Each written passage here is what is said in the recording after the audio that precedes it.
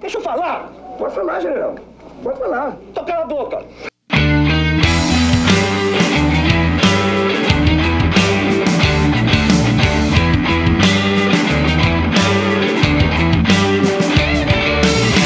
Ficou plana quando você percebeu que tudo que existe simplesmente apareceu do nada, feito uma casinha de papel, feita por um cara que você chamou de Deus. Idiocracia, a burrice do meu povo defendida todo dia. Verborragia, fala tanta besteira, ainda vai te dar um troféu de burro.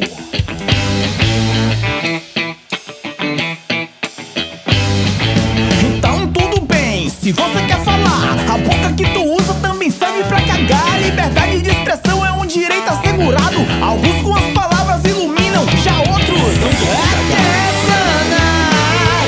Queimem as bruxas, a nova era é das trevas e não de Deus. Talvez vocês possam entender que a fogueira está queimando e a carne pode ser você. Vigilância mental, e eles tentarão te controlar, porque tudo que eles não entendem buscarão eliminar. Livro da fogueira, acabem com a revolução.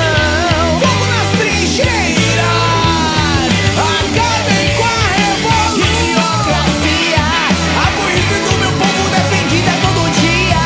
Verborragia, fala tanta besteira, ainda vai te dar um troféu. Idiocracia, a burrice do meu povo defendida todo dia. Verborragia, fala tanta besteira, ainda vai te dar um troféu.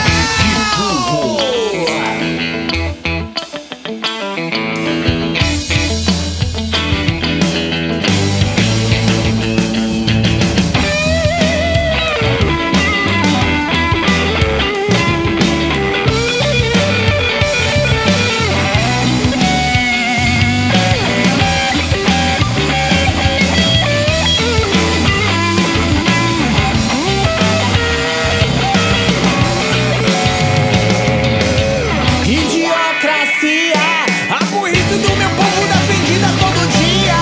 Verborragia, fala tanta besteira, ainda vai te dar um troféu.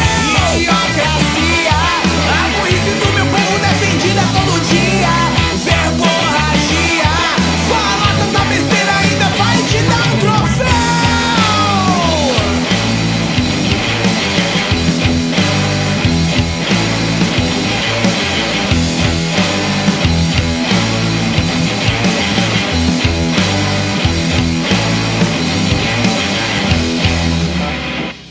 Raros são os casos fatais de pessoas sãs com menos de 40 anos de idade. 90% de nós não teremos qualquer manifestação caso se contamine. Devemos sim ter extrema preocupação em não transmitir o vírus para os outros, em especial aos nossos queridos pais.